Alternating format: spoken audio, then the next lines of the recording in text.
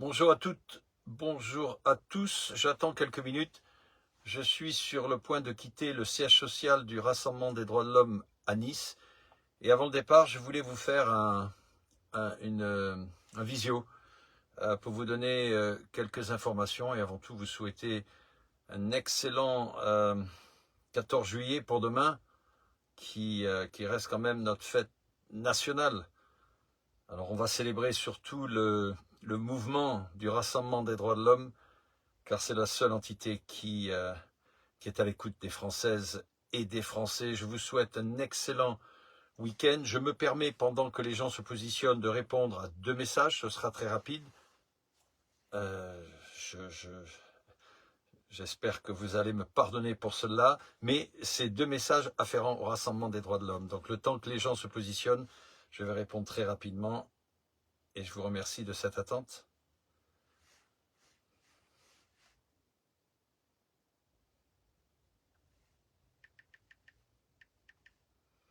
Ce ne sera pas long, mais je dois le faire.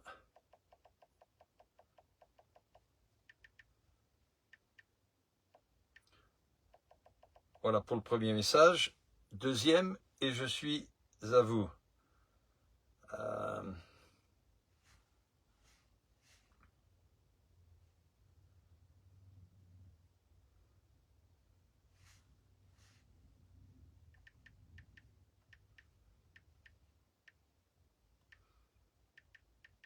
Voilà. Merci de votre patience. Bonjour, dans cette belle après-midi, peu importe où vous êtes, la chaleur est dans le cœur. Je voulais vous donner en temps réel une information, mais ce temps réel se positionne sur un petit historique qui, je pense que vous allez apprécier. On va partir en 2017. Et 2017, c'était les élections présidentielles où Emmanuel Macron s'est positionné. Alors, je voulais faire un petit rappel, et non des moindres, car cela explique aussi ce qui se passe en France, à savoir que les Françaises et les Français n'ont jamais voulu d'Emmanuel Macron. Alors nous allons reprendre les intentions de vote au premier tour de 2017. Et je vous rappelle que François Fillon, à l'époque, devait se positionner comme président. Il avait eu 32% des intentions de vote. Et derrière lui, Marine Le Pen, à 22%. Et derrière Marine Le Pen, loin derrière, se positionnait Emmanuel Macron, à 13%. Vous êtes bien évidemment censé savoir que dans la dernière ligne droite, les 2 dernières semaines où François Fillon se positionnait en tant que président de la République en France, hormis l'affaire Big Malion qui se passait et qui lui avait fait beaucoup de tort, malgré tout, il se positionnait comme président. Et à la dernière minute, un certain Bourgui, ce monsieur qui s'était fait fort de descendre Fillon sur des costumes, 2 costumes qu'il lui avait donnés. Et déjà affaibli, François Fillon s'est retrouvé devant ce scandale des 2 costumes. Et ce qui a fait que François Fillon s'est retrouvé hors course. Et ce, pratiquement quelques heures, quelques jours avant le 2e tour des présidentielles. Donc François Fillon, 32%, Marine Le Pen, 22%, et Emmanuel Macron à 13%. Une procédure bien travaillée, je dois le dire, et peut-être qu'un jour, quand le moment sera opportun, vous aurez la possibilité d'accéder à connaître ce qui s'est passé peut-être dans ces 2 dernières semaines, parce qu'Emmanuel Macron devait se retrouver président, pour des raisons très formatées, très calculées. Je vous rappelle que quelques mois auparavant, il était méconnu du grand public. Jacques Attali était derrière ce rendez-vous qui s'était passé avec François Hollande pour lui présenter Emmanuel Macron. Très rapidement, derrière les coulisses, ils lui ont donné accès à ce poste de ministre. Je vous rappelle que son parti politique s'est monté pratiquement quelques mois, peut-être 3, avant l'échéance des élections présidentielles. Auparavant, 6 mois avant cela, vous n'aviez jamais entendu parler d'Emmanuel Macron. L'équipe Bolloré a fait en sorte de mettre Emmanuel Macron sur tous les magazines, sur tous les supports médiatiques. Et à l'époque, il avait fait l'historique de notre pays en ce qui concerne tous les supports médiatiques qu'il avait eus. Il avait battu Sarkozy, Chirac, Hollande, même les trois réunis, par rapport au bourrage médiatique qui avait été fait à la véritable dernière ligne droite. Et il s'est retrouvé ministre, donc quelques semaines auparavant, il monte son parti politique et se présente aux élections. Emmanuel Macron, depuis jour 1, je vous l'ai toujours dit, est un prestataire de service pour nous, consultants de gouvernement. Et pour nous aussi, propriétaires de ces banques de données qui répertorient à 7 minutes, pendant que je vous parle, en temps réel, toutes les informations qui puissent se passer sur nos plateformes géopolitiques qui se situent à l'extérieur de la France, dont une en particulier, un pays africain. Vous aurez connaissance de ce pays à un moment opportun, qui a en toute validité accepté d'ancrer les structures gouvernementales du Rassemblement des droits de l'homme, et ce depuis 2015. Donc, ce qui s'est passé, en définitive, Emmanuel Macron, dernière minute, a été propulsé sur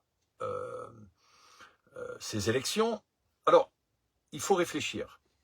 Il faut savoir que derrière les coulisses se passe la préparation du spectacle. Fillon est sorti. On savait très bien que Marine Le Pen ne serait jamais présidente, car toutes celles et tous ceux qui n'ont pas voté pour Emmanuel Macron et qui avaient voté pour François Fillon ont voté à ce moment-là pour Emmanuel Macron pour faire barrage à Marine Le Pen. Et c'est exactement ce qui s'est passé. Donc, et il s'est retrouvé président d'un pays où moins de 10%, parce que de 13, véritablement derrière les coulisses, il était à 9,8%, de la population française ont véritablement voulu d'Emmanuel Macron en tant que président de la République. Ce jour, 13 juillet 2024, il est toujours votre président de la République. Et vous avez aujourd'hui, et vous payez les conséquences, car ce monsieur, en quelque sorte, il ne faut pas trop lui en vouloir, bien que, au niveau de sa conscience étatique, il a beaucoup d'explications à donner, mais il a été un vendu du CAC 40, c'est-à-dire des gros porteurs et de celles et de ceux qui dirigent votre vie quotidienne sur les plateformes que nous répertorions l'information en temps réel. Donc, c'était important de vous donner cette explication, car vous devez, une fois pour toutes, comprendre que Emmanuel Macron n'a jamais été le président des Françaises et des Français. Il a été réélu parce que, à l'habitude, et puis le formatage, et finalement, vous avez accepté l'idée de renouveler un mandat pour lui. Mais depuis le départ, moins de 10% de la population ont voté pour lui. Et l'information que je vais vous donner aujourd'hui, et non des moindres, et ce qui explique la raison pour laquelle la politique en France est caduque, n'existe pas, est finie. Je n'arrête pas de vous le répéter, il n'existe plus de politique. Les hommes politiques, aussi bien à l'Assemblée nationale, les députés, etc., ne font que converger autour d'une entité qui n'en est plus. Ils s'affairent à des affaires qui apparemment seraient les vôtres, mais elles ne le sont pas. Car les vraies affaires, et je vous le répète, se positionnent sur ces plateformes géopolitiques qui, elles, dirigent littéralement l'économie au quotidien de la France. Alors, je tiens à vous informer, parce que vous n'avez pas cette information, peut-être vous l'avez peut-être entendue, mais non des moindres. Sachez que la France est la plus grande concentration d'élus de la planète. Je répète, la France est la plus grande concentration d'élus de la planète. Et je vais vous dire combien ils sont. Nous avons 577 députés, nous avons 348 sénateurs, nous avons 2040 conseillers régionaux, nous avons 4042 conseillers généraux, nous avons 34 945 maires nous avons 519 417 conseillers municipaux et nous avons 38 000 élus intercommunaux, pour un total d'élus de 599 369 élus, ce qui correspond à un mandat pour 114 habitants, record mondial. Impressionnant. Le seul pays de la planète qui a 599 369 élus pour représenter vos droits, votre liberté d'être et de penser, pour répondre à vos revendications, sont incapables de faire quoi que ce soit pour vous. Pourquoi? Tout simplement car ils n'ont pas accès au pouvoir exécutif, celui qui dirige le pays, la France.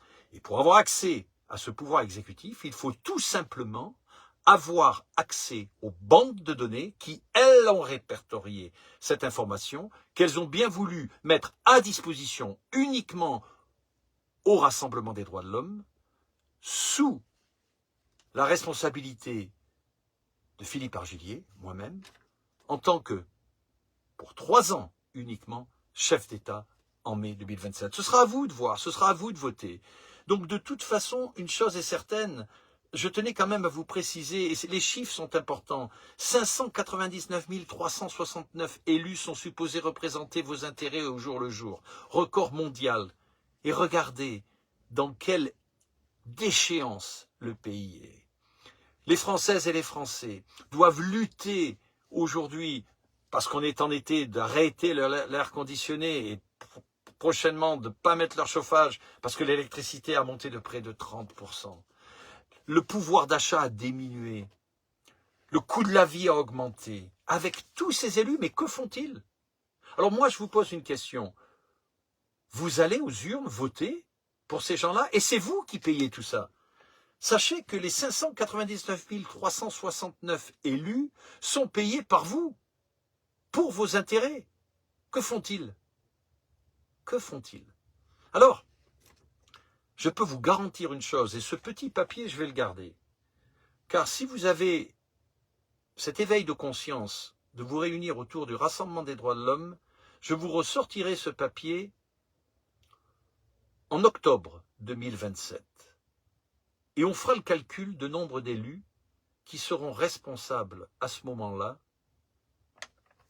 de répondre à vos revendications. Je peux vous garantir qu'il va y avoir un nettoyage inimaginable. Pourquoi? Parce que le Rassemblement des droits de l'homme à la tête du pays n'a pas besoin de ces gens-là. La seule chose que le Rassemblement des droits de l'homme aura besoin de faire à ce moment-là, c'est vous donner le droit à la parole, c'est-à-dire le droit au vote, c'est-à-dire à vous donner 4 référendums minimum par an où vous voterez vos propres lois.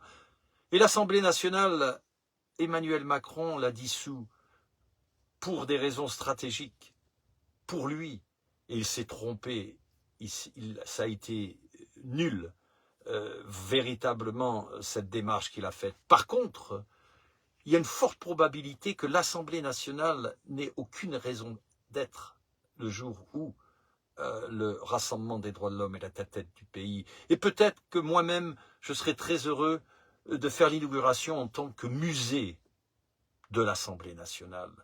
Un simple musée où vous aurez la possibilité de voir comment on vous a trompé pendant des décennies au travers de cette demi-lune où tout le monde est là, assis, en train de se battre, de participer à des esclandres, à s'insulter. Mais quand on s'insulte entre députés, on ne fait qu'insulter les Françaises et les Français.